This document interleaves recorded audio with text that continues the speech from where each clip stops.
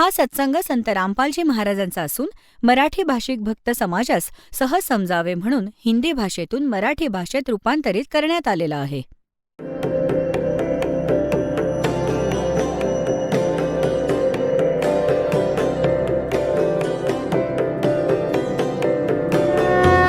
और ज्ञान सब ज्ञानडी कबीर ज्ञान सो ज्ञान और जैसे घोड़ा तोब कायम करता चले मैदान.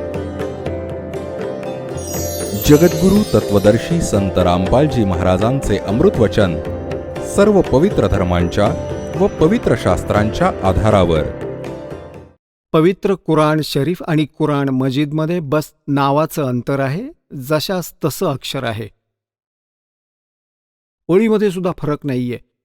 तरीही यातून खूप सारा कॉन्सेप्ट क्लिअर होईल. हे पहा, हे आहे पवित्र कुराण मजीद. प्रकाशक आहेत आसिफ बुक डेपो, 422 मटिया महल, जामा मस्जिद, दिल्ली 6. कुराण मजीद हिंदी मुतरजम मा अरबी मतन तर्जुमा मौलाना फतेह मोहम्मद खां साहेब, जालंधरी. तशीही मौलाना अब्दुल मजीद सरवर साहिब. प्रकाशक आहेत Farid book depot private limited, नवी दिल्ली. ही आहे सुरत फुरकानी, जशीच्या तशी. सुरत फुरकानी 25.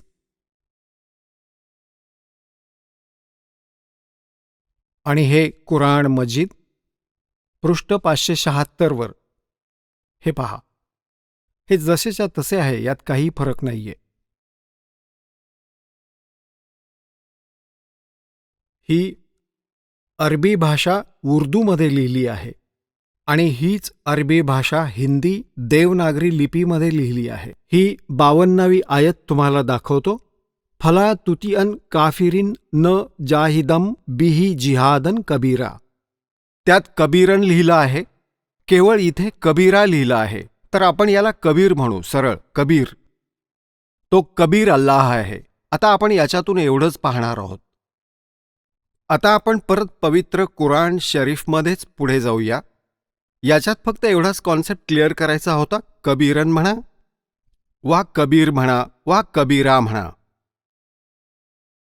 अर्थ त्याचा एकच आहे. आता पहा, आपण परत कुराण शरीफवर येऊया. हे पहा, हे कुराण शरीफ आपण परत पाहत आहोत. हा ग्रंथ हे तेच आहे कुराण शरीफ. आता इथे आपण सुरत फुरकानी 25,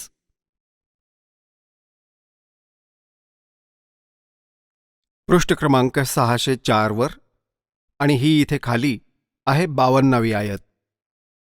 इथे कबीरन लिहिलं आहे, तिकडे कबीरा लिहिलं आहे स्पष्ट. फला तुतियन काफिरीन व जाहिदुम बिही जिहादन कबीरन, ही 52 क्रमांकाची आयत आहे. त्याचा खूप अनुवाद छान केला आहे यांनी. ऐ पैगंबर, तू काफिरांचे म्हणणे ऐकू नकोस आणि या कुराणातील गोष्टींशी, म्हणजे मी जे तुला ज्ञान देत आहे त्यांचा सामना मोठ्या जोमाने कर. आता याचा अर्थ असा आहे की तो कबीर नामक परमात्मा आहे आणि हे काफिर मानत नाहीत की कबीर इज गॉड. आणि तूही त्यांचं म्हणणं ऐकू नकोस, संघर्ष कर यासाठी. आणि आता हे पहा, 53, 54, 55, 56, 57, 58, 59 आयतांमध्ये किती स्पष्ट केलं आहे. हे पहा, ह्या 607 पृष्ठावर आपण 52वी आयत वाचली आहे. आता 53वी वाचूया. आणि तोच आहे कबीर नावाचा अल्लाह, तोच आहे ज्याने 2 समुद्रांना एकत्र केलं. एकाचं पाणी गोड तहान शमवणारं आणि एकाचं खारट कडू, आणि दोघांमध्ये एक मजबूत बांध भिंत बनवली.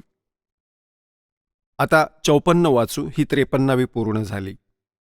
आणि तोच आहे ज्याने पाण्याच्या थेंबाने मनुष्याला जन्म दिला, मग त्याला साहिबे नसब म्हणजे कुणाचा मुलगा वा मुलगी, आणि सासरकडचा म्हणजे कुणाचा जावई वा सून बनवलं.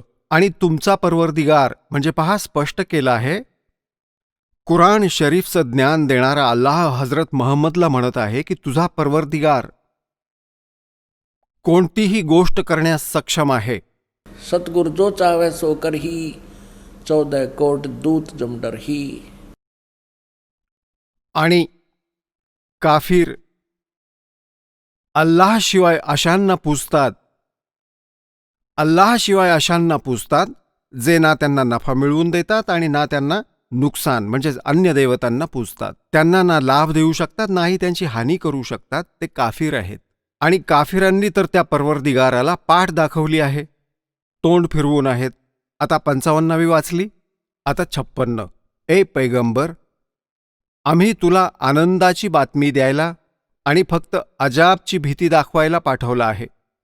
आता 57मध्ये या लोकांना सांगा की मी तुझ्याशी या अल्लाहच्या हुकुमावरून काहीही मजदुरी मागत नाही. हवं असल्यास आपल्या परवरदिगारापर्यंत जाण्याचा रस्ता आपलासा कर. आता 58 नंबर आयतमध्ये, ए पैगंबर, त्या जिंदा चैतन्यावर, चैतन्य अर्थ केला, त्या जिंदावर विश्वास ठेव. कारण की कबीर परमेश्वरजी हजरत महम्मदला जिंदा महात्म्याच्या रूपात भेटले होते. त्या जिंदावर भरोसा ठेव जो कधी मरणार नाहीये. तो अविनाशी आहे आणि प्रशंसा करून त्याची पाकी म्हणजे पवित्रता सांगत रहा, त्याच्या महिम्याचं गुणगान करत रहा. आणि आपल्या अनुयायांच्या गुन्ह्यांची त्याला चांगली जाणीव आहे. आता पहा, यांनी ही 58 क्रमांकाची आयत आहे. इथे पहा, यांनी इथं खबीरा लिहिलंय. खबीरा, याला कबीरा म्हणा, खबीरा म्हणा, अकबर म्हणा, एकच अर्थ बनतो. यात लिहिलंय की कबीरा नामक परमात्मा इबादीह कबीरा. ओहो, इबादत म्हणजे पूजा, इबादीह म्हणजे पूजेच्या योग्य. तो कबीरा आहे, तो कबीर नावाचा परमात्मा. याला कबीर म्हणा, खबीर म्हणा. इबादीह म्हणजे इबादत म्हणजे पूजा, इबादीह म्हणजे पूजेच्या योग्य. तो कबीर परमात्मा. ही 58वी आयत आहे. पुढे पहा, याचा यांनी जो अर्थ केला आहे तो वाचूया. ए पैगंबर, त्या जिंदावर विश्वास ठेव जो जिंदा महात्म्याच्या रूपाने तुला भेटला होता, जो कधी मरणार नाहीये, जो वास्तवात अविनाशी आहे. आणि प्रशंसा करून त्याची पवित्रता सांगत रहा.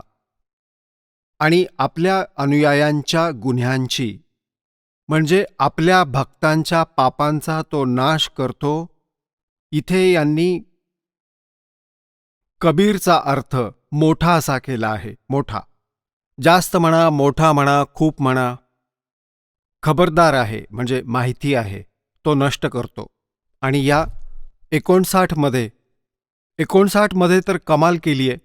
आणि तो कबीर नावाचा अल्लाह तोच आहे ज्याने आकाश, जमीन आणि जे काही याच्यामध्ये आहे ते सारे 6 दिवसात निर्माण केले, मग तख्तावर जाऊन विराजमान झाला. तेच पवित्र बायबल सांगत आहे की 6 दिवसात सृष्टी केली, 7व्या दिवशी विश्राम केला. आणि हेच पवित्र कुराण शरीफ सांगत आहे की ज्याने आकाश, जमीन आणि जे काही त्याच्यामध्ये आहे ते सारे 6 दिवसात पैदा केले आणि मग सिंहासनावर जाऊन विराजमान झाला. तो अल्लाह मोठा. हे लिहायचं आहे की तो अल्लाह कबीर. 59मध्ये पहा, इथे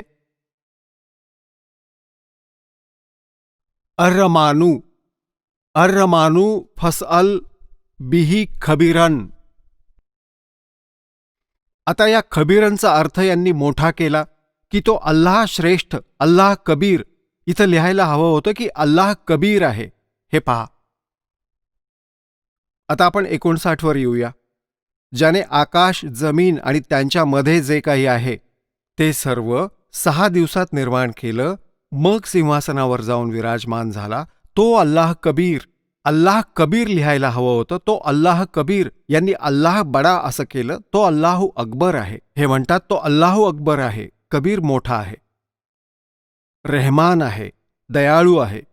तर त्याची खबर आता इथं स्पष्ट झालं की पवित्र कुराण शरीफचं ज्ञान देणारा अल्लाह, मुसलमान धर्म ज्याला अल्लाह मानतात आणि पैगंबर हजरत महम्मद सुद्धा ज्याला आपला अल्लाह मानतात, ते म्हणत आहेत की त्या कबीर नावाच्या परमात्म्याचे, ज्याने 6 दिवसात सृष्टी केली आणि तख्तावर जाऊन विराजमान झाला, तर त्याची माहिती कोणा बाखबर तत्वदर्शी संताला, माहितगाराला जाऊन विचारा. पवित्र कुराण शरीफचं ज्ञान देणारा अल्लाहसुद्धा त्या परमात्म्याच्या ज्ञानाला अपरिचित आहे. इति सिद्धम. आता पुण्यात्म्यांनो, या दोन्ही धर्मांच्या, ईसाई धर्म आणि मुसलमान धर्माच्या पवित्र सद्ग्रंथांनी मिळून हे स्पष्ट केलं की तो परमात्मा सशरीर आहे, नर आकार आहे, सशरीर आहे आणि त्याचं नाव कबीर आहे. तो साकार आहे. तर निराकार बेचून कसा काय झाला प्रभू? हा लोकवेद होता, दंतकथा होती. शास्त्रांना समजून न घेता ऐकलेलं मौखिक ज्ञान आपण प्रचलित केलं होतं आणि त्यावर विसंबून होतो. आता आपण येऊया पवित्र हिंदू धर्माच्या सद्ग्रंथांवर. पवित्र हिंदू धर्माचे सद्ग्रंथ मानले जातात पवित्र 4ही वेद आणि पवित्र श्रीमद भगवद्गीता, पवित्र 18 पुराण. यातील सर्वात श्रेष्ठ पवित्र वेद आणि पवित्र गीताजी यांनाच मानलं जातं. बाकीचे ज्ञान आहे पवित्र पुराणातलं, हे ज्ञान मिळतं जुळतं आहे. कुठे तर ब्रह्मने म्हटलं आहे, तर कुठे कोण्या ऋषींचा अनुभव पुराणात लिहिला आहे. त्यांची स्वतःची पण विधानं आहेत.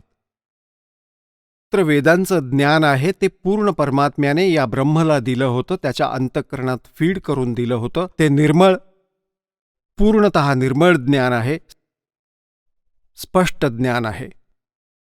श्रीमद भगवद्गीतेमध्ये गीता ज्ञानदाता आहे तर तोच, पण याच्यात त्याने आपलं काही मत अजून दिलं आहे. पण वेदांचं ज्ञानही त्यात समाविष्ट केलं आहे. तर आपण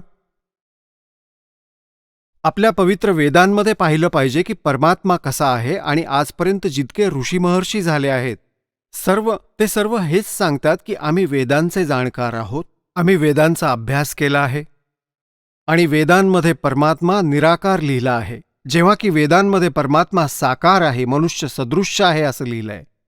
नर आकार लिहिला आहे, मनुष्य तुल्य लिहिला आहे आणि त्याला सशरीर असल्याचं सांगितलंय. आता तुम्हाला समक्ष दाखवतो काही विचार.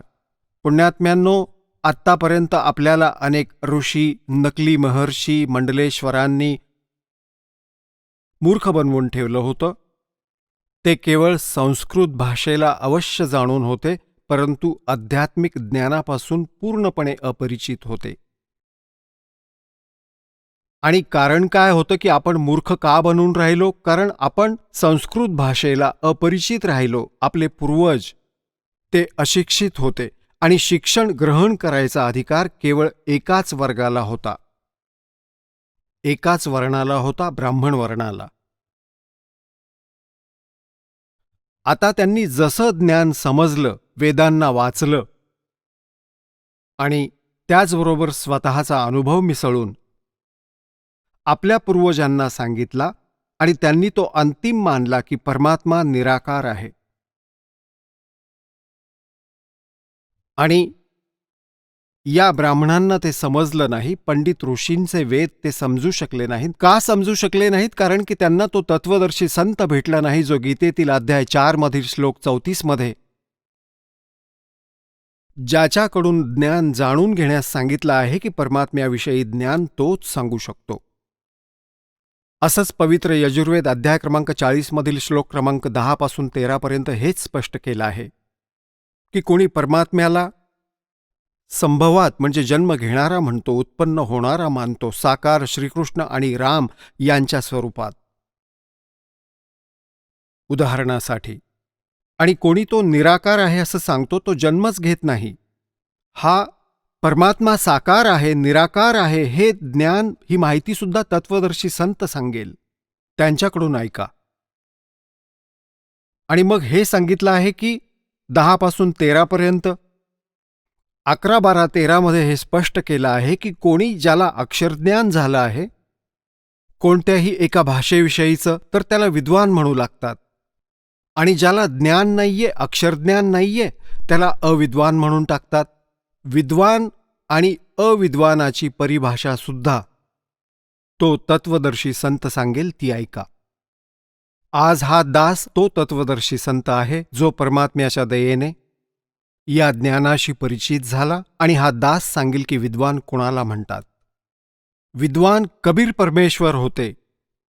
विद्वान परमेश्वर परमपूज्य परमेश्वर कबीरजी होते, ज्यांना धानक आणि विणकर म्हणून, एक कवी म्हणून त्यांना इतिहासामध्ये बंद केलं होतं आणि त्यांना रिजेक्ट करून टाकलं होतं, कारण की ते अशिक्षित होते. ते सर्व वेदांचे ज्ञाता होते, सर्व सद्ग्रंथांचे ज्ञाता होते, सर्व ब्रह्मांडांचे रचनाकार होते, ते तत्वदर्शी संत होते, ते महाविद्वान होते. एक अक्षरज्ञान जाणल्याने, भाषाविशेष जाणल्याने व्यक्ती विद्वान नाही होऊ शकत. कोणी संस्कृत भाषेमध्ये विद्वान आहे, इंग्रजी येत नाही, तर इंग्रजीमध्ये अविद्वान झाला. तर हे विद्वान आणि अविद्वान याची परिभाषा एक अक्षरज्ञान न असण्याने, एक अक्षरज्ञान असल्याने वा न होण्याने नाही स्पष्ट होत. आता इथे तुम्हाला एक कलियुगातील नकली महर्षी दयानंद यांच्याविषयी थोडंसं ज्ञान देतो. यांचा महिमा खूप प्रचलित होता. इथे कोणत्याही व्यक्तीला यांचं नाव जरासुद्धा विचारा आणि म्हणा की महर्षी दयानंदना असे असे वेदांचे ज्ञान नव्हते, तर साधारण व्यक्ती म्हणेल की नाही, ते तर मोठे विद्वान पुरुष होते, मोठे महात्मा होते, मोठे चांगले संस्कृतचे जाणकार होते. संस्कृतचे जाणकार असतील, परंतु वेदांच्या बाबतीत त्यांना कखसुद्धा माहिती नव्हतं. आता याचं थोडं अजून विवरण करतो, कारण जोपर्यंत आपण या नकलींना खोलात जाऊन समजून घेत नाही तर असलींना कसं ओळखणार. आता यांच्याच ग्रंथात लिहिलं आहे, पुण्यात्म्यांनो, जे या दासाला ज्ञान आहे, पुस्तक बनवलं, लिहिलं, तुम्ही ते वाचाल तर माझ्या ज्ञानाची माहिती होईल, मी किती विद्वान होतो की अविद्वान होतो, कारण मला जी माहिती होती ती पुस्तकात लिहिली, माझ्या मनातील सगळ्या गोष्टी. तर त्या पुस्तकाला मीच समजा, कारण मी माझं सारं ज्ञान त्यात भरलं. याच प्रकारे हे सत्यार्थ प्रकाश नावाचं एक पुस्तक महर्षी दयानंदजीद्वारा रचलं गेलं आहे. आता हे महर्षी दयानंद नाहीत, पण त्यांच्या आतील ज्या भावना होत्या, जो त्यांनी अनुभव घेतला जीवनात, तो सत्यार्थ प्रकाश नावाच्या पुस्तकात भरला. आज आपण हे वाचून अंदाज करू शकतो ते वेदांचे कितपत जाणकार होते आणि कसा त्यांचा अनुभव होता. पहा ह्या सत्यार्थ प्रकाशमध्ये. हे आहे सत्यार्थ प्रकाश.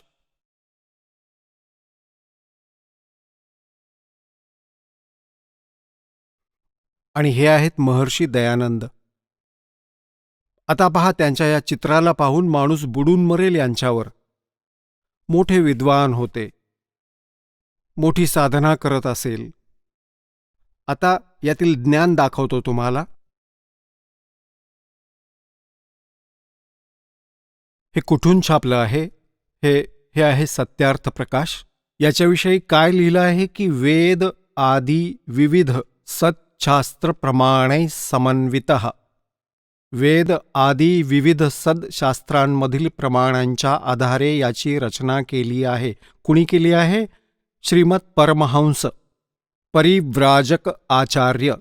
महर्षी दयानंदांच्या नावामागे इतकी लांब फीत, आणि मग महर्षी दयानंद, आणि मग सरस्वती आणि स्वामी विरचित.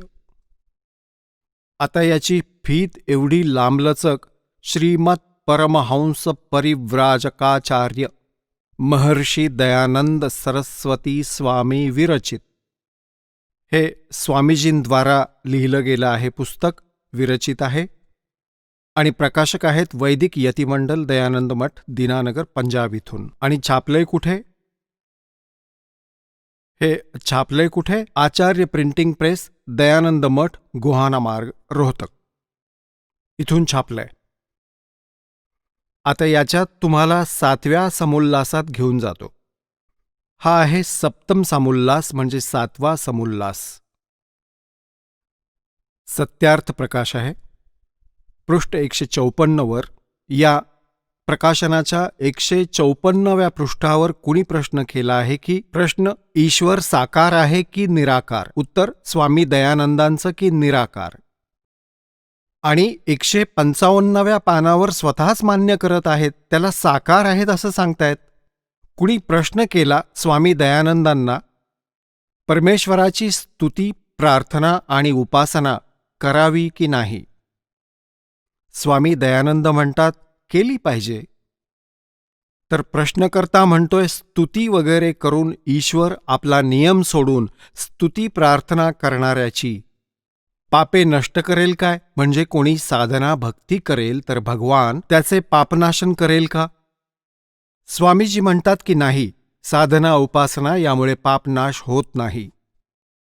आता प्रश्नकर्ता म्हणत आहे की मग स्तुती प्रार्थना करायची आवश्यकता काय आहे जर भगवान पाप नष्ट करू शकत नाही? जेव्हा पापकर्मामुळे दुःख मिळतं आणि दुःख निवारण भगवान करू शकत नाही कारण तो पापनाश करू शकत नाही, तर मग भगवंताच्या भक्तीची काय आवश्यकता आहे? आता स्वामीजी याचं उत्तर देत आहेत, त्यांच्या करण्याचं फळ दुसरंच आहे. प्रश्नकर्ता विचारतो ते काय फळ आहे मग? स्वामी दयानंदांचं उत्तर पहा. स्तुतीमुळे ईश्वराविषयी प्रीती, त्याच्या गुणकारण स्वभावामुळे आपल्या गुणकर्म स्वभावामध्ये सुधारणा, प्रार्थनेमुळे निरअभिमानता, उत्साह आणि सहाय्य मिळतं, उपासनेमुळे परब्रह्मची भेट आणि त्याचा साक्षात्कार होतो. अरे हे साक्षात्कार निराकाराचा कसा काय होईल? आणि भेट त्या निराकाराची भेट कशी काय होईल? इथे स्वतःच म्हणत आहेत की त्याचा साक्षात्कार होतो उपासनेमुळे आणि पाप नाश होत नाही. आता पुण्यात्म्यांनो, हे असे महर्षी होते, यांना हे माहिती नाही तुम्ही 154व्या पानावर निराकार सांगत आहात, 155 वर सांगतायत की परब्रह्माची भेट होईल आणि त्याचा साक्षात्कार होऊ शकतो. मग साक्षात्कार निराकाराचा कसा काय होईल? तत्वज्ञानहीन प्राणी असेच उलटे सुलटे बोलत असतात, ज्यांचा काही आधार नसतो. आता पुण्यात्म्यांनो, जसं एक याच्यात प्रसंग असाही आला आहे की परमात्मा पाप नाश करत नाही, साधना भक्ती करणाऱ्यांचे पाप नाश करत नाही अथवा क्षमा करत नाही. आणि मग प्रश्नकर्त्याने विचारलं की मग भक्ती कशासाठी करायची? स्वामीजी म्हणतात त्यातून दुसराच लाभ होतो. तो काय लाभ होतो? की पापाचा नाश तर होत नाही भक्तीने, परमात्म्याच्या साधनेने पाप नाश होत नाही, तो परमात्म्याला प्राप्त करून घेतो, त्याचं दर्शन करतो. अरे भल्या माणसा, निराकाराचा साक्षात्कार कसा काय होईल? जसं की लहान मूल इंटरव्ह्यू द्यायला जातं, तिथे साक्षात्कार होतो इंटरव्ह्यू देणाऱ्याचा आणि इंटरव्ह्यू घेणाऱ्याचा, दोघेही साक्षात समोर असतात, साकार असतात. तर असाच परमात्म्याचा साक्षात्कार करण्यासाठी त्याला समोर साक्षी स्पष्ट पाहायला लागेल आणि निराकार दिसू शकत नाही. आता थोडा एक प्रसंग अजून मध्ये आला आहे की परमात्मा आपल्या भक्तांची पापं नष्ट करतो या बाबतीत. ही कॉन्सेप्ट क्लिअर करून मग निराकार साकारची स्थिती स्पष्ट करेन. पहा, हा आहे सप्तम समुल्लास वाचतोय आपण आणि सत्यार्थ प्रकाश आहे. यातील 163 पानावर इथे पहा. इथे अजून स्पष्ट केलं आहे. प्रश्नकर्ता म्हणतोय की ईश्वर आपल्या भक्तांची पापं माफ करतो की नाही? उत्तरात स्वामीजी म्हणतात नाही, कारण जर पाप क्षमा करेल तर त्याचा न्याय नष्ट होईल आणि सर्व मनुष्य महापापी होतील, कारण मग त्यांना पाप करण्यात उत्साह निर्भयता येईल. जसं कोणी राजा अपराधींच्या पापाला क्षमा करेल तर ते अधिक अधिक अपराध करू लागतील, आणि जो अपराध करत नाही तो पण अपराध करायला घाबरणार नाही. म्हणून सर्व कर्मांचे यथावत फळ देणे ईश्वराचे काम आहे, क्षमा करणे नाही. फायनल केलं यांनी तर पाप नाश करत नाही, जसं कर्म करेल तसं फळ देणार. आता पुण्यात्म्यांनो, परमात्म्याचा महिमा, परमात्म्याचे गुण पवित्र वेदांमध्ये लिहिले आहेत. आता जसं एखादी व्यक्ती म्हणेल, कोणी प्रश्न करता आहे कुणाला ज्याने आपल्या घरावर खूप मोठा बोर्ड लावून ठेवला आहे,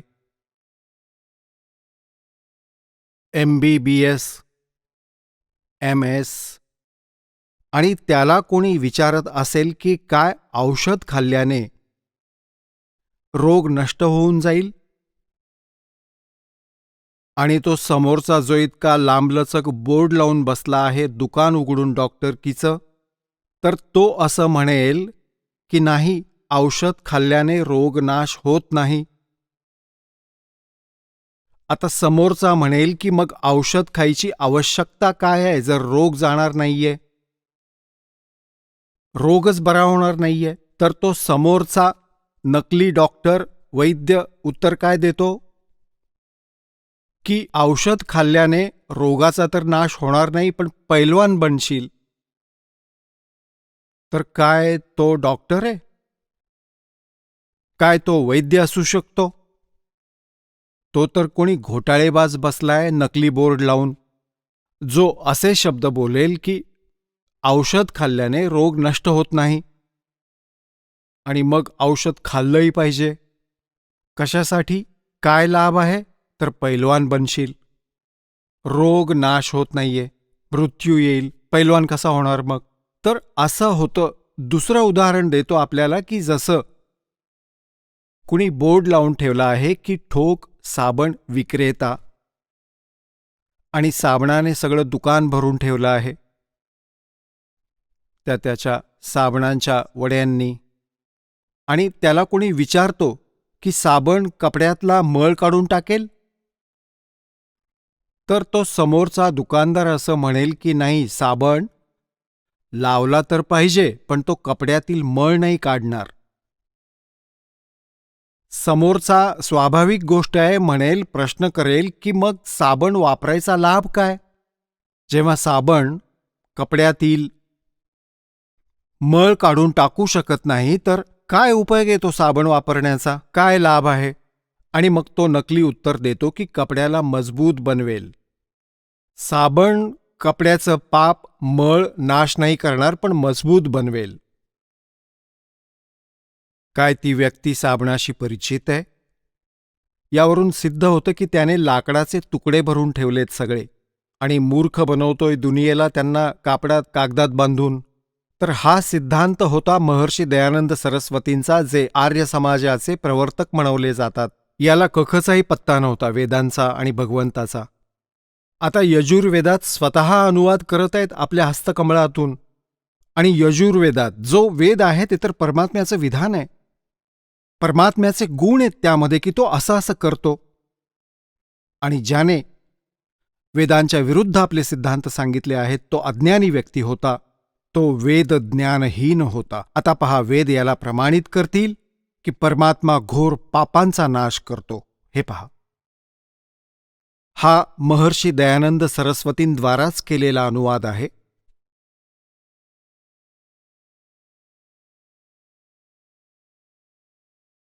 प्रकाशक आहेत सार्वदेशिक आर्य प्रतिनिधी सभा 2/5 महर्षी दयानंद भवन, रामलीला मैदान, नवी दिल्लीतून.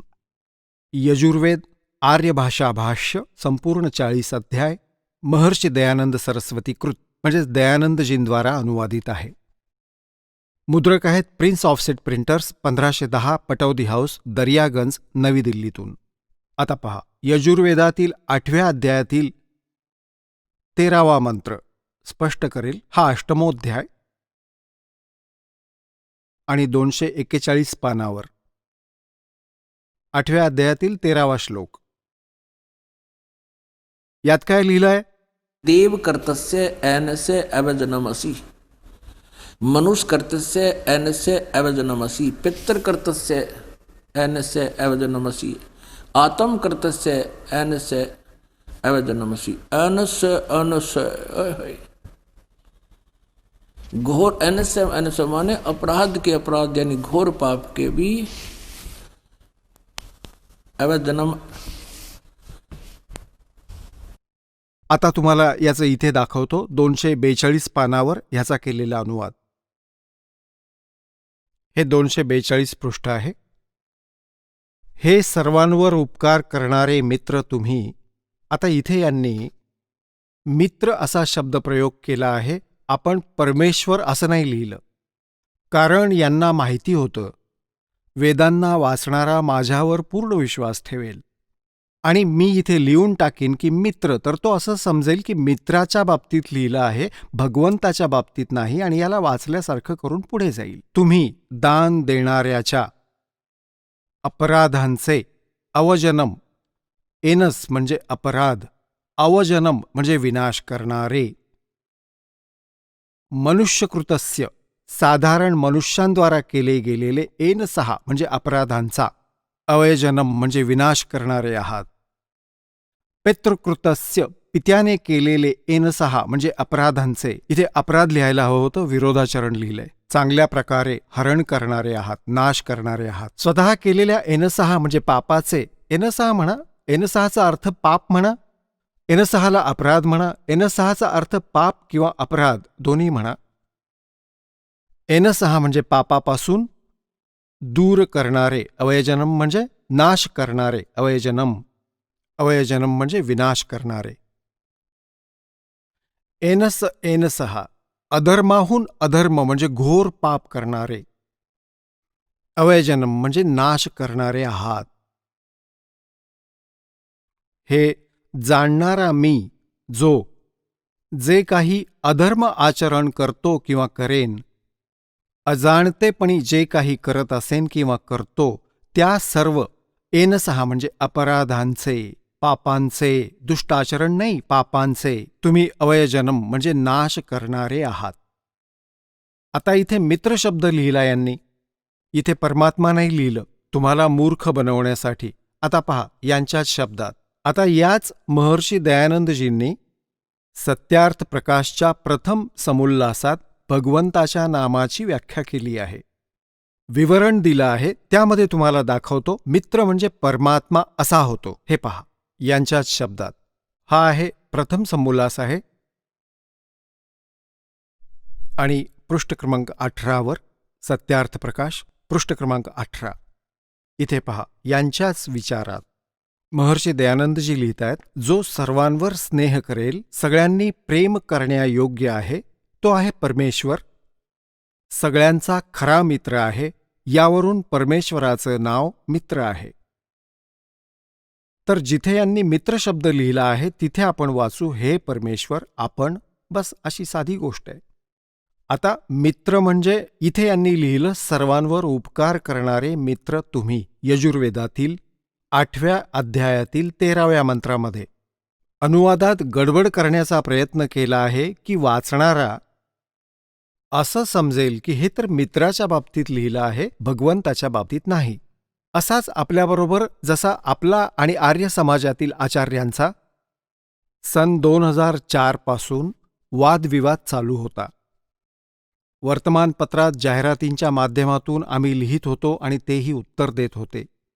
जिथे या दासानं लिहिलं होतं की महर्षी दयानंदांना वेदांचं बिलकुल ज्ञान नव्हतं, हे म्हणतात की पाप नाश नाही करू शकत, या 7व्या समुल्लासात लिहिलं आहे भगवंताच्या साधनेने पापांचा नाश होऊ शकत नाही.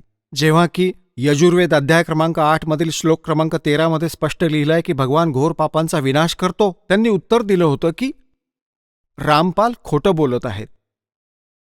यजुर्वेद अध्याय क्रमांक 8 मधील श्लोक क्रमांक 13च्या अनुवादात महर्षी दयानंदांनी मित्राच्या बाबतीत लिहिलं आहे, परमेश्वराच्या बाबतीत नाही. म्हणजे जनतेला मूर्ख बनवण्याचा त्यांचा उद्देश होता. पण ते विसरले की आता आजपासून 150 वर्षांपूर्वीचा भारत नाहीये. आता आपण स्वतः शिकलेले आहोत, परमात्म्याने दया केली आहे. प्रत्येक भारतवासी आज अक्षरज्ञान युक्त आहे आणि हे ज्यांनी ह्या सगळ्याचा अनुवाद केला आहे आणि त्यांच्याकडून जो अनुवाद होणार नाही तो हा दास करेल. आणि आत्ता सांगत आहे कारण सूक्ष्म वेदामध्ये ते प्रारंभीच लिहिले आहे परमात्म्याच्या वाणीमध्ये. आता पहा हाच यजुर्वेद 8व्या अध्यायातील 13वा श्लोक.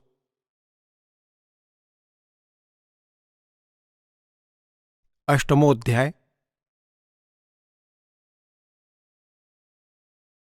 आणि हा आपण वाचला 13वा श्लोक मंत्र. इथे या ठिकाणी अनुवाद केला स्वामीजींनी. चला आता आपण त्या श्रद्धाळूंचे अनुभव जाणून घेऊयात ज्यांनी जगद्गुरू तत्वदर्शी संत रामपालजी महाराजांकडून दीक्षा प्राप्त केलेली आहे, तसेच त्यांच्याद्वारा सांगितलेल्या भक्ती मार्गावर चालत आहेत. नमस्कार. सतसाहेब, आपलं नाव?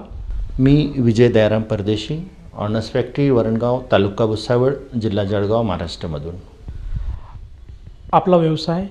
सर, मी गव्हर्मेंट जॉब करतो मिनिस्ट्री ऑफ डिफेन्समध्ये. ऑनर्स फॅक्टरीला मी जॉबवर आहे आणि सोबत संगीत व्यवसायसुद्धा मी भरपूर दिवस आधी केलेला आहे. संत रामपालजी महाराजांची शरण आपण कधी घेतली?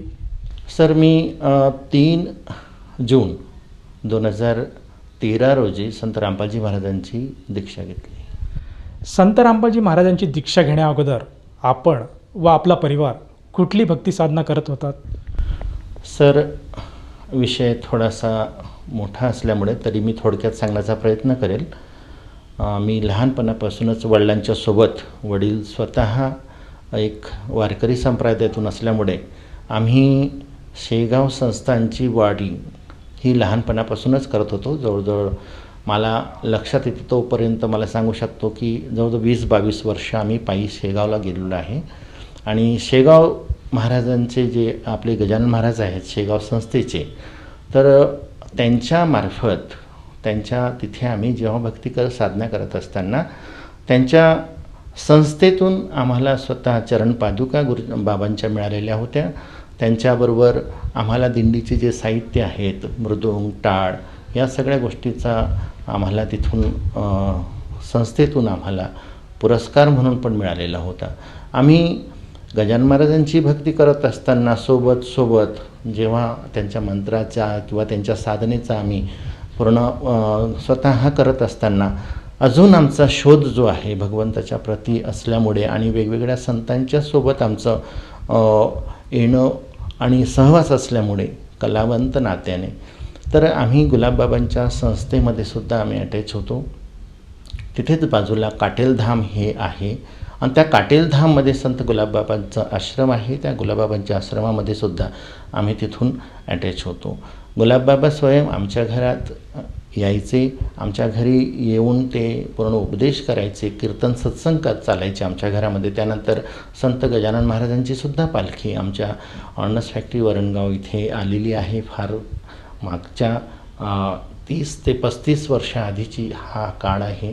तिथे गजानन महाराजांच्या संस्थेतून जुडलेलं असल्यामुळे पूर्ण पालखी वगैरे आमच्याकडे यायची. आम्ही स्वतः जेव्हा ह्या भक्तीमध्ये होतो, जेव्हा चरणपादुका आम्हाला मिळाल्यात, त्यावेळेला आम्ही आषाढी एकादशी, कार्तिकी एकादशी आणि इतरत्र जितके काही आमचे उत्सव आहेत, दत्त उत्सव असो, गोकुळ अष्टमी असो किंवा इतर कुठलाही सण असो, एकादशी असो, तर ह्या प्रत्येक सणवाराला किंवा प्रत्येक उत्सवाला आम्ही भजनाचा कार्यक्रम गावोगावी करत होते. मी स्वतः एक कलावंत असल्यामुळे आणि वडीलसुद्धा माझे कलाकार असल्यामुळे आम्ही गावोगावी जाऊन भजन पूजन याचा कार्यक्रम आम्ही नित्यनेमाने करत होतो.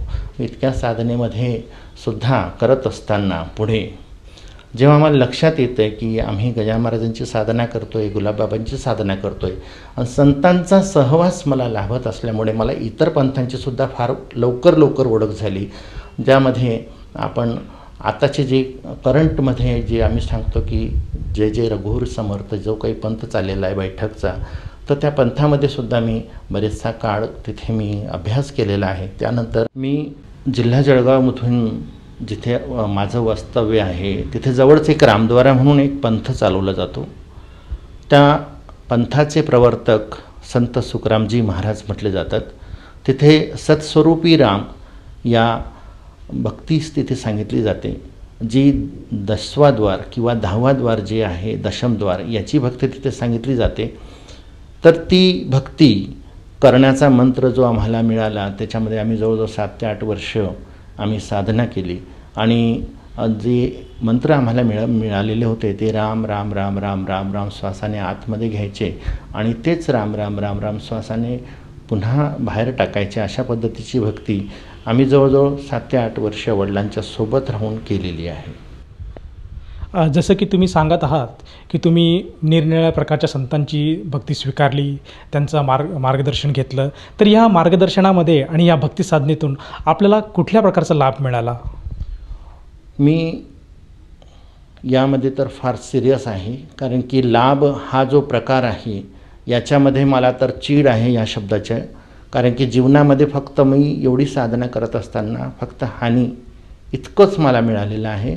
मी इतक्या संगीत साधनेतून किंवा इतर पंथातून जे काही मला मंत्रसाधना प्राप्त झालेली होती त्यातून मला माझ्या शरीरामध्ये असंख्य प्रकारच्या रोगांनी घर करून घेतलेलं होतं आणि अनेक व्यसन मी तिथे सुरू झालेले होते. वेगवेगळ्या प्रकारचे व्यसन्स आणि अनेक प्रकारची रोग अवस्था माझ्या शरीरामध्ये येऊन ठेपलेली होती, ज्यामुळे मला जीवन नकोसं वाटत होतं. अगदी असं स्वतःला कंटाळा वाटत होता. अगदी मला इतक्या काही प्रकारच्या सांगू शकतो की हानीच झालेली सांगू शकतो. त्यात माझं लग्न झालं, त्यानंतरसुद्धा जवळजवळ 7 ते 8 वर्ष जे काही काळ गेला त्याच्यामध्ये जवळजवळ 4 अपत्य माझे जन्माआधीच गेलेत. त्यावेळेला ती जी आहे ती साधना माझी चालू होती, उपदेश चालू होता, मी संगीत क्लासेस वगैरे चालू होते. स्वतः तेवढं करत असताना मला संगीत साधनेच्या साधनेमधून, ज्याला पाईल्स वेन म्हणतो किंवा आपण भगंदर, फिशर अशा प्रकारचं जे आहे, सारखं मला भयंकर त्रास सुरू झालेला होता. आणि इतका त्रास त्याचा म्हणजे असहनीय. जसं मी रस्त्यातून असं चालायचो तर माझे जे मित्रमंडळ म्हणायचे मला की का हळूहळू का चालत आहे, तर मी त्यांना सांगू शकत नव्हतो. मला असं वाटत होतं की मी आता माझं संपलेलं आहे, आवरलेलं आहे. मी बरीचशी कामं माझी जी होती ना, आर्थिक व्यवहार वगैरे, असं मी म्हणजे असं बरोबर असं जागेवर नियंत्रण करायला लागून गेलो होतो. म्हणजे मुलांच्या नावे आपलं संपत्ती करून देणे किंवा मग माझी प्रॉपर्टीचा पूर्ण हिस्सा माझ्या मिसेसला करून देणे, अशा प्रकारचे विचार माझ्या इथे येत होते. मला वाटत होतं की मी जास्त दिवस काही टिकणार नाही, कारण की त्रासच मला इतका होत होता की त्याचं मी शब्दामध्ये तुम्हाला काहीच वर्णन सांगू शकत नाही. जसं की तुम्ही सांगता आहात की तुम्ही जी अगोदरची जी संगीत साधना करत होतात किंवा इतर भक्ती साधना करत होतात, त्या भक्ती साधनेत तुम्हाला कुठल्याही प्रकारचा लाभ मिळाला नाही, उलट हानीच मिळाली. तर तुम्ही संत रामपालजी महाराजांच्या शरणात कसे काय आले? हा एक फार चांगला विषय आहे आणि तो माझ्याबरोबर घडलेला आहे. कदाचित माझी काही पुण्याची कमाई शिल्लक होती, तर त्यामुळे मला हे दिवस आजचे मिळालेले आहेत. आणि त्यात माझ्या आईचा आणि वडिलांचा वाटा आहे. आईवडील माझे सारखे काही ना काही सायंकाळच्या वेळेला सत्संग प्रवचन ऐकायचे. आणि एक वेळ होती की मी जवळजवळ 8 ते 10 दिवस आधीच जय गुरुदेव पंथातून नामदीक्षा घेऊन आलेलो होतो. आणि नामदीक्षा घेऊन आल्यानंतर आईला कल्पना होती की जय गुरुदेव कोण आहेत, काय आहेत, त्यांचा फोटो मी समोर लावलेला होता. मग आईने लागलीच मला सांगितलं की बघा, तुम्ही जे पंथातून आज उपदेश घेऊन आला आहात, तर गुरुजी काही सांगत आहे तिथे, संत रामपालजी महाराज जे आहेत ते गुरुजींच्या बाबतीत काही तुम्हाला मार्गदर्शन करताय, जरा ऐका.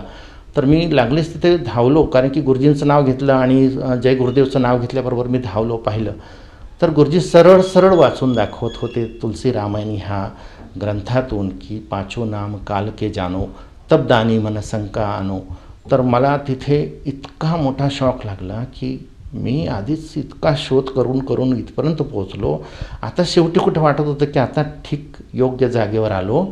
परंतु तिथेसुद्धा संत रामपालजी महाराजांचं जेव्हा मी ऐकलं की परमात्मा स्वतः म्हणजे संत रामपालजी महाराज सांगतायत की हे नामसुद्धा पार होण्याचे नाही. याआधी मी असंख्य जितके काही प्रचलित नाम आहेत किंवा जे काही मंत्र आहेत त्याची मी साधना केलेली आहे. मी कठोर साधनेतून पुढे आलेलो आहे. आणि आजच्या ह्या वातावरणामध्ये इथे जो गुरुजींचा सत्संग ऐकताना मला सांगत आहेत की हे सुद्धा नाम नाही पारवण्याचे. मग ते नाम कोणते, काय?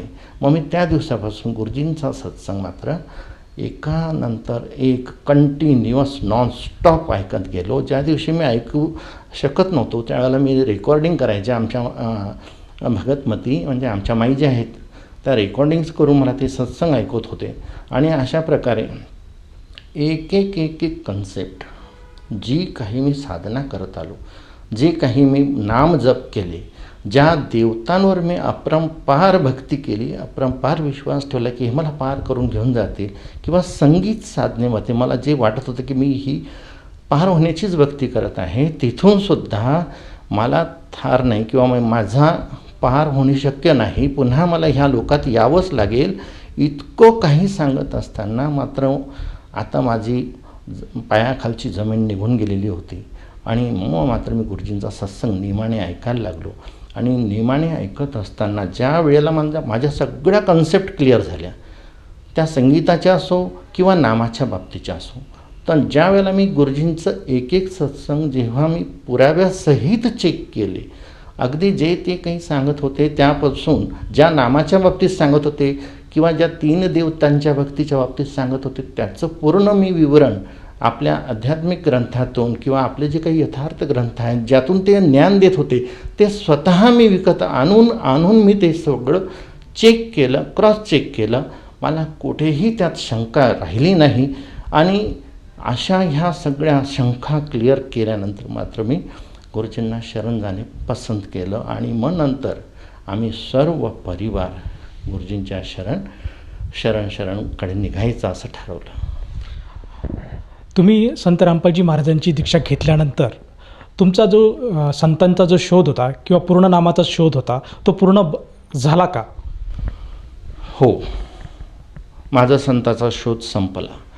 अगदी संत रामपालजी महाराजांच्या वतीने जे मला हवं होतं ते ज्ञान मिळाल्यानंतर मला कुठे शंका रहितच मी तिथे गेलेलो होतो. गुरुजींना शरण जाण्याच्या आधीच मी त्यांची पूर्ण चौकशी करून घेतलेली होती. त्यांच्या ज्ञानाचा पूर्ण अभ्यास केलेला होता. त्यांनी वापरलेली जी काही ग्रंथ होती ती सर्व ग्रंथ माझ्या घरी आजही उपलब्ध आहे. माझा शोध पूर्ण झालेला होता आणि त्यामुळे मला निसंकोच कुठल्याही प्रकारे कुठलीही शंका नसताना मी तिथे गुरुजींच्या शरण गेलो होतो. या ज्या शरण तुम्ही संत रामपालजी महाराजांची घेतली, या भक्ती साधनेतनं आपल्याला काही लाभ मिळाला का? मी असंख्य लाभ तुम्हाला सांगू शकतो. यात सुरुवातीचाच माझा पहिला लाभ आहे की मी ज्या रोगातून मी ग्रस्त होतो, हा रोग तर माझा सत्संग ऐकताच मला, ज्या दिवशी सत्संग नाही ऐकला त्या दिवशी मला रोगाची जाणीव होत होती. ज्या वेळेला मी सत्संग ऐकत होतो, ज्या वेळेला माझ्या एक शंका जात होत्या, तशा माझ्या शरीरातून एक माझे विकार जात असलेले मला समजले, जात आहेत, त्याचा अनुभव झाला.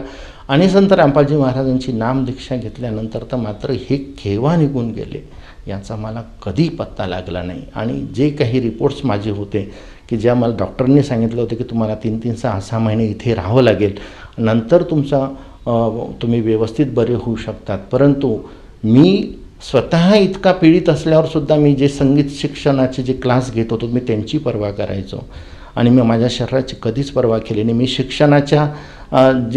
शिक्षणाचं दान देत होतो किंवा ट्युशन्स घेत होतो त्याची पर्वा करत होतो, विद्यार्थ्यांची पर्वा करत होतो. मी विशारद अलंकारपर्यंतचे विद्यार्थ्यांना मी धडे शिकवत होतो. त्यात संगीत आहे, संगीतमध्ये तबला आहे, गायन आहे, हार्मोनियम आहे, यांचे मी पदवीधर शिक्षण प्राप्त केलेलं आहे आणि मी ते क्लासेस चालवत होतो आणि माझ्या शरीराची मी पर्वा करत नव्हतो. मात्र ह्या सगळ्या पिढ्या माझ्या संत रामपालजी महाराजांच्या नामदीक्षेनंतर एक करून ह्या बाजूला झाल्यात आणि मी अगदी स्वस्थ झालो. हा शारीरिक मला पहिला लाभ प्राप्त झाला. सर, जसं तुम्ही सांगत आहात की संत रामपालजी महाराजांची भक्ती घेण्या अगोदर आपण महाराष्ट्रातील बऱ्याच प्रचलित संतांच्या सान्निध्यात होता आणि त्यांच्याबरोबर तुम्ही कार्यक्रम केलेत, तर याचं काही आपल्याला प्रमाण मिळेल का? हो, प्रमाण माझ्याजवळ भरपूर आहे दाखवण्यासाठी आणि मी काही अल्बम्स पण आणलेले आहे की ज्याच्यात जवळजवळ हजारो फोटो आहेत लहानपणापासून आतापर्यंतचे. पण काही मी तुम्हाला सांगतो, आजचे जे प्रचलित संत आहेत त्याचे काही फोटोग्राफ्स मी तुम्हाला दाखवू शकतो, सोबत ठेवलेले आहे. एक दाखवतो एक प्रमाणासाठी. सर, आजच्या प्रचलित संतांमध्ये शंकराचार्य आहेत, त्याच्यानंतर नारायणदेव बाबा आहेत, हे वाकेश्वराचे आहेत. त्याच्यानंतर माझे स्वतःच्या प्रोग्राम्सचे काही फोटोग्राफ्स आहेत की मी ज्यांच्याबरोबर कार्यक्रम केलेले आहेत की ज्यांच्या कार्यक्रमामध्ये मी स्वतः सहभाग दिलेला आहे. तर हे सगळे कार्यक्रम मी त्यांच्याबरोबर करत असायचो, माझे स्वतःचे कार्यक्रम करत असायचो. याचे बरेचसे फोटोग्राफ्स आहेत. तर मी जितकी आपल्याला कोणाला आवश्यक असेल तर मी ते सगळे फोटोग्राफ्स मी स्वतः सोबत आणलेले आहेत आणि अजूनही बरेचसे काही कार्यक्रमाचे फोटोज मी सोबत ठेवलेले आहे. सर, जे काय आपण संत रामपालजी महाराजांकडनं जे ज्ञान घेतलं, जे ज्ञान मिळवलं आणि जी काही साधना करत आहात, ती ही साधण्याबद्दल आपण श्रोत्यांना काही मार्गदर्शन किंवा संदेश देऊ शकाल का? मी इतका विद्वान तर नाही, परंतु परमात्म्याच्या दयाने संत रामपालजी महाराजांच्या कृपेने दासला जे काही ज्ञान आहे त्याची प्रार्थना, विनंती, हात जोडून विनंती मी सर्व भाविकांना, वारकरी पंथातील असो वा माझे नातेवाईक असो की माझे मित्र असो, माझे कलावंत असो, माझे शिष्य असो. शिष्य या करतात की मी बरेचसे गुरुपरंपरेमध्ये मी विद्यार्थीसुद्धा घडवले, ते मला आज गुरु म्हणूनच संबोधतात.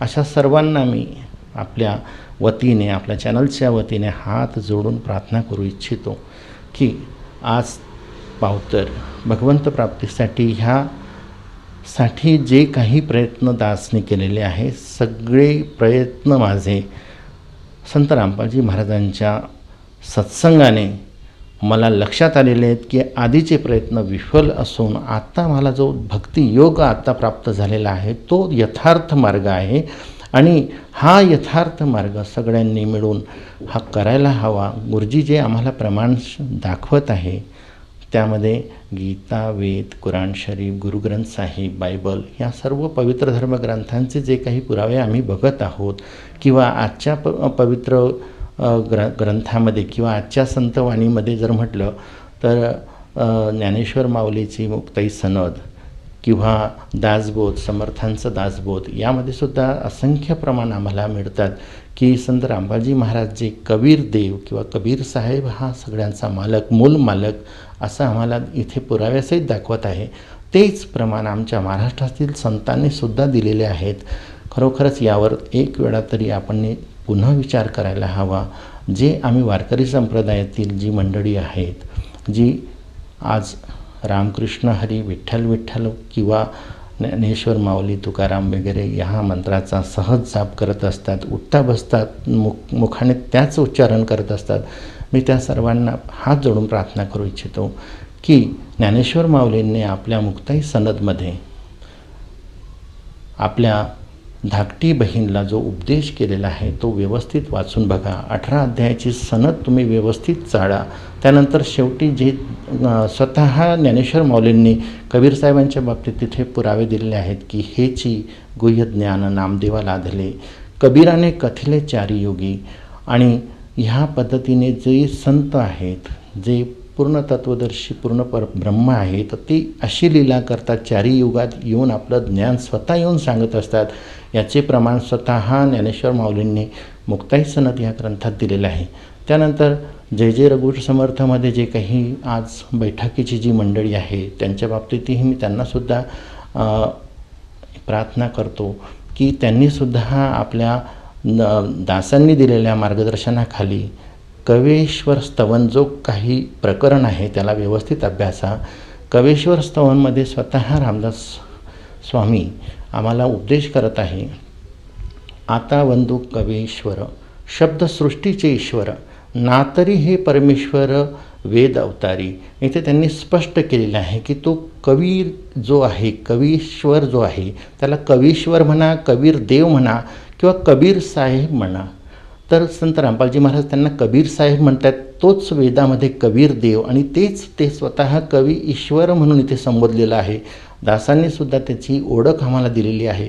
दासांनीसुद्धा शेवटच्या ह्या प्रकरणामध्ये, शेवटच्या 2 ओळीमध्ये ते स्वतः सांगत आहेत की आता असो हा विचार, जगास आधार कवीश्वर.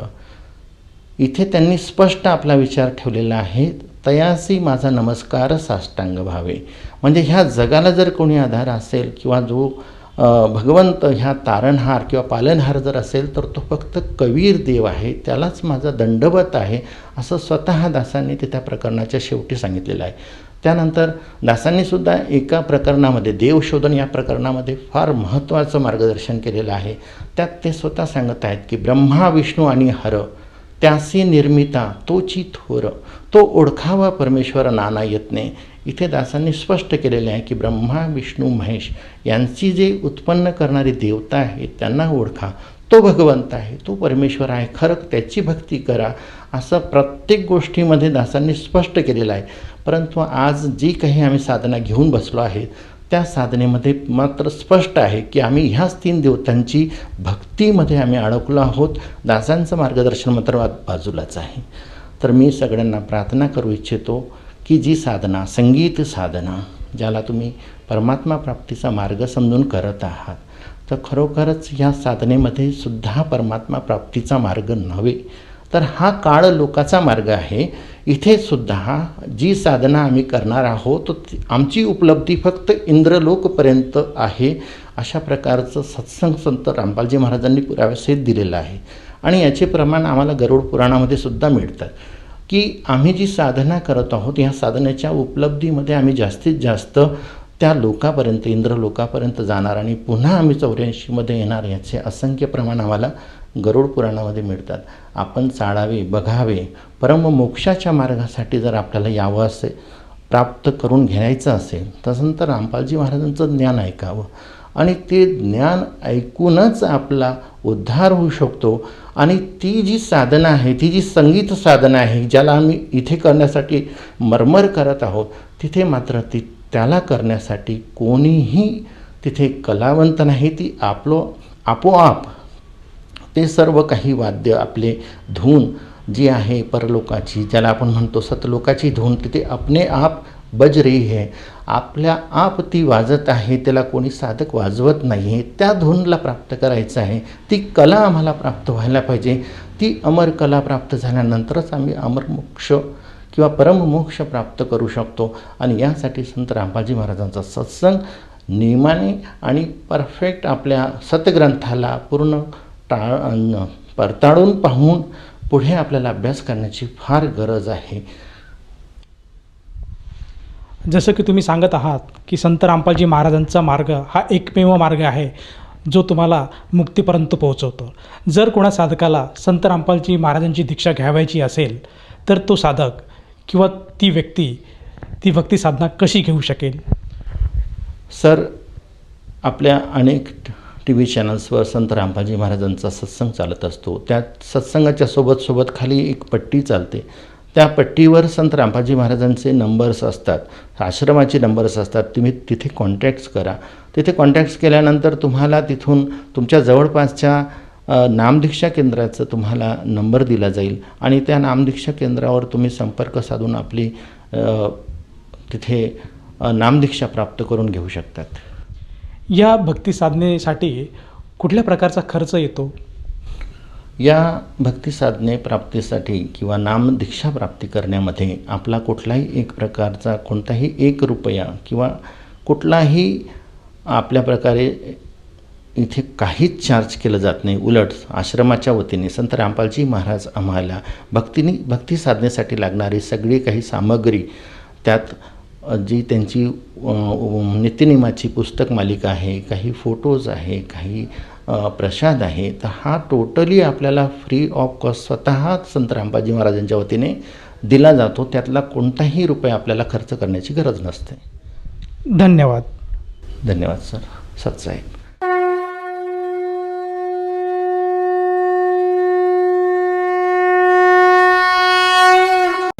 आपण ऐकत होता जगद्गुरु तत्वदर्शी संत रामपालजी महाराजांचे मंगल प्रवचन.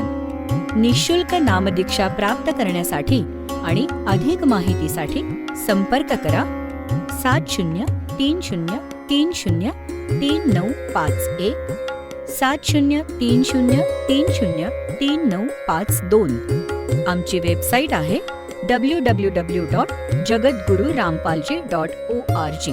सर्व पवित्र धर्मांच्या व पवित्र शास्त्रांवर आधारित प्रमाणित अनमोल पुस्तक ज्ञानगंगा किंवा जगण्याचा मार्ग यापैकी कोणतेही एक पुस्तक निःशुल्क मागवण्यासाठी आम्हाला आपले पूर्ण नाव, पूर्ण पत्ता, पिनकोड सहित आणि फोन नंबर लिहून 7030303951 7030303952 नंबरवर SMS करू शकता किंवा आम्हाला 7030303950 नंबरवर व्हॉट्सअप देखील करू शकता.